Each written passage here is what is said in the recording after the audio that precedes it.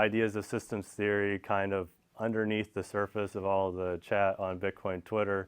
So I'm hoping to bring it to the surface and help you to understand what is behind Bitcoin, the ideas. So I'm going to do that through the lens of systems theory. It's a way of thinking, and I kind of view Bitcoin as a functioning, responsive, almost lifelike global monetary network.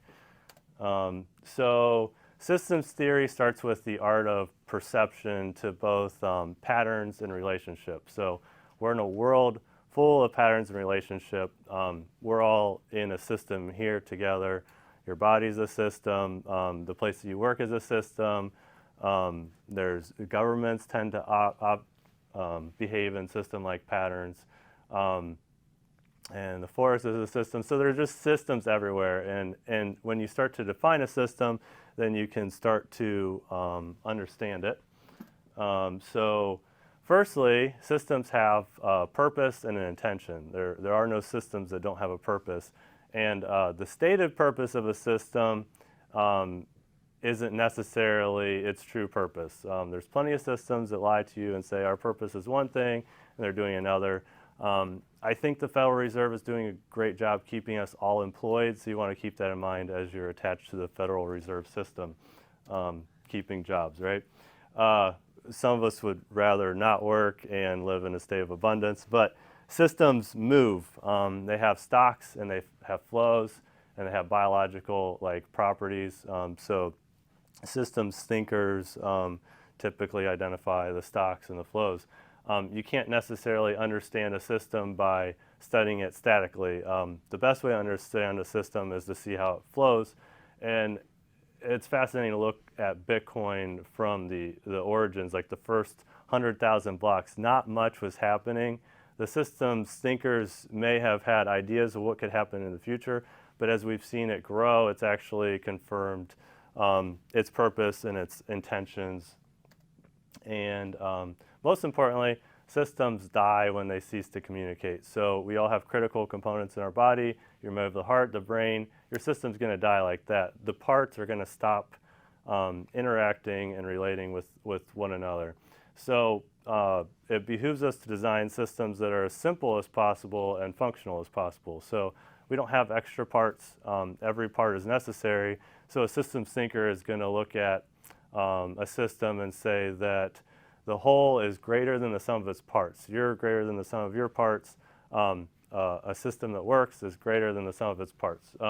It's less of a mechanistic worldview and more of a biological related sort of worldview. So we have the idea of a global state. We're all in this room together and we can all agree that there's a light up there on the wall, but that's important for reality because if any of you don't see a light on that wall, I'd be really concerned about your mental well-being. So it's important that we share a global state. Also related to that global state is how we perceive things through our mental models. And this is underrated because the kinds of systems that you tune into and listen to are going to shape your perception of reality, your mental models, how you view the world. And even your levels of emotion, your happiness, your sadness, your optimism, your depression are going to shape how you view the world and what surrounds you. And as far as mental models, this is one of the ideas that I think is how Bitcoin changes how we view life. So the deeper you get into Bitcoin and understanding how this particular system, it does affect how you start to see other systems. And then another idea from family systems theory is the idea of a failure of nerve, the capacity to remain calm and decisive in a sea of noise. And there's a few notable people in Bitcoin that have proven that they don't have a failure of nerve, like Michael Saylor buying that many Bitcoin is crazy unless he knows what he's doing and he has conviction. And in our systems and our leadership, we need people that have conviction and can tune out the noise and just stick to principles and do what's right. This is also fascinating. So a complex system that works is invariably found to have evolved from a simple system that worked. The inverse proportion also appears to be true. A complex system designed from scratch never works and cannot be made to work. You have to start over, beginning with a simple system. So I have a buddy here, so I cut out that slide about another coin just to be kind to you, but you do have to be considerate about how complex of a system you design. And what I found with Bitcoin is it took the least number of components to create a decentralized system. And any more than that, you're risking systematic failure. So part two, where we actually get into Bitcoin, the idea of the stocks and flows of Bitcoin and the biology of Bitcoin. So Bitcoin has flows and stocks as any system does. Right here we have the Fibonacci sequence of numbers, which my son recited with me through, but each is a new iteration. You add 0 to 1 and you get 1, you add 1 to 1, you get 2, and you get 1 to 2 and you get 3. This is my example of what we might call a recursive property. In programming, you use recursive functions. They build upon the last value. Well, time is also, in a sense, very Fibonacci-like. We have a past, a present, and a future. And this also relates into our idea of the Bitcoin blockchain. The blockchain is the past. It's a verifiable past. It's a true ledger. You can't arbitrarily change a value in the past without destroying the rest of the system. So this is where we have the honest ledger. And just a note on the elements of time. All of us are here together, and right now we all have the present. We can't change the past, but the present is what shapes the future. So we have to have a good idea of what came before and what's possible in this moment. And this kind of plays a little bit into the quantum realm of reality, where our thoughts and our ideas, they become the reality that we exist within. So how many of you are super comfortable with Bitcoin seed phrases and how they work? Okay, a few. Okay, half. I'll go with half. Okay, so we have the idea of a seed phrase. Seeds are in nature. This seed is unique because it's not given to you by the Bitcoin blockchain. You generate yourself with your own entropy, your own randomness. So here I have 12 with BIP39 seed phrase words. So from this, we generate an address. Now, Bitcoin has a script built in, a couple different script types that generate these addresses. So this is a one-way direction. This is a mathematical discovery we made within the last, I think, 30 years with encryption. You can't go from the address back to the seed phrase. So this is safe to share. This is not safe to share. And this is how we lock up our addresses. So then we also have the idea of UTXOs. So the UTXO is a chunk of Bitcoin, and it's always attached to an address. And when sending or receiving a UTXO, it can be one-to-one. I can send one UTXO to my friend over here. I could send one to many. I could send one UTXO and split up to 4 of you and send it to 4 separate addresses. It's also many-to-one. You could take your 4 and send them all to one address. You'd have to sign the same transaction, but they're combinable.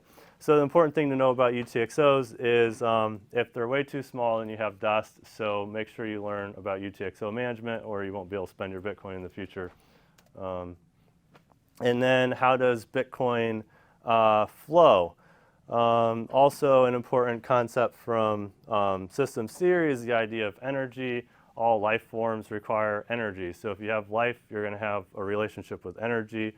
The food we eat, the sunshine we take in, the air we breathe is all energy that allows us to live and survive. So energy is connected directly to the miner through the CPU process, the ASIC. And we talked about the past, the present, and the future.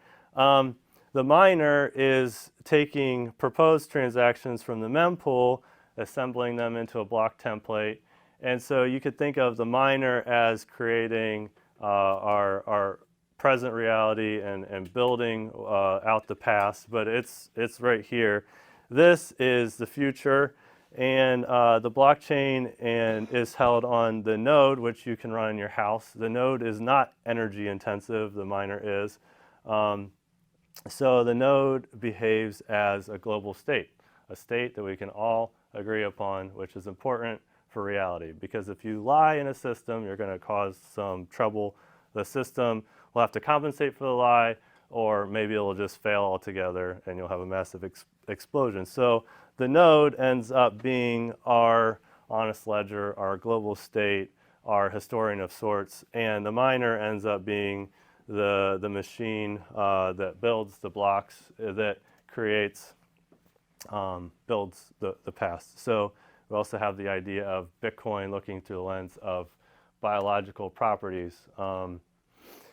So if you start out in Bitcoin, like this idea is really weird at first when you realize that the Bitcoin blockchain can split. This is a defense mechanism, so if someone doesn't like how Bitcoin is, they can change the code and run their own version of Bitcoin, which happened a couple of times in 2017. So Bitcoin has the ability to reproduce as a sort of defense mechanism, and that ability allows it to continue to live through time. If we were stuck with Bitcoin in like exactly how it is today, it won't make it 200 years in the future. There's bugs that need to be fixed, and there's different things that need to be adjusted over time to help with how compute and cryptography is working. So we also have the biology of energy. All systems take in energy. This is required for life. And to remove this element from your blockchain makes it more lifelike, and but it also puts you more into a hierarchical structure where you have control mechanisms that end up where you end up with these people dictating the state of reality. And we also have Bitcoin nodes operating. They're holding the global state, but they also behave in a mesh network sort of format. So I don't know, are any of you people gardeners or interested in plants? All plants are, awesome, we have one person. All plants are connected under the ground by a fungal network, mycorrhizal fungi.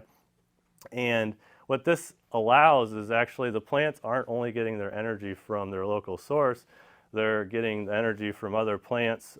So the mother tree, which there is normally a mother tree in the forest, can send nutrients to its offspring tree, and life can continue to go on in the sort of recursive function that we've talked about. So we also come to the conclusion that in our present reality, energy is neither created nor destroyed. Within a system, we have a fixed amount of atoms to work with. In alternative money systems, we don't know how many units of the currency are going to be, but I believe that the sound money with a fixed supply allows us to be thermodynamically sound and reflective of actually how nature works. And this one was a special treat, linear minds in a nonlinear world. We tend to think linearly. We think if I add $1 to my bank account, I'll have $2. That's not how it works in markets or for the market cap of Bitcoin. $100 billion thrown into Bitcoin puts the market cap up way more than $100 billion. And this also leaches its way into how we view our lives in every day. If you view life strictly through a linear mind and stock-to-flow basis, you might think your relationships are linear. There's a popular book about the 5 love languages, but relations are not linear, they're non-linear. So that's why we have the kind of language of, oh, it blew up with my girlfriend, or I just go along and one day this relationship died. These things are non-linear, so it's we have to be careful about applying thinking about systems in a linear fashion that are actually non-linear. And Bitcoin is a digital scarcity, and scarcity is a nonlinear function. So I would argue we haven't necessarily hit an inflection point in Bitcoin where it is actually scarce. I can still open my app and buy it off of River or Swan or whatever. But when we enter into the realm where Bitcoin is scarce and desirable to a larger space, the block space is scarce, the Bitcoin supply is scarce, we're entering into a realm that none of us can really imagine or necessarily compensate or predict for. So that's probably why Satoshi said, I don't have time to explain it to you, just get some in case it catches on. And this gets to the heart of my talk. It's that systems tend to stick around.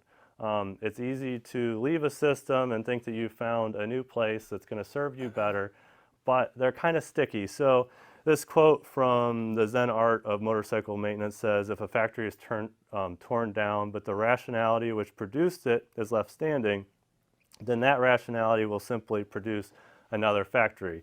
The idea is what creates the factory is not what holds the idea.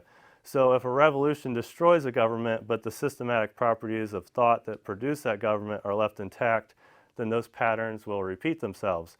There's so much talk about the system and so little understanding. And that's why I fall into the Bitcoin and not crypto camp, because we do have a lot of crypto just replicating the same system that we live in, and I'd rather have an honest money system for my future generations. Thank you.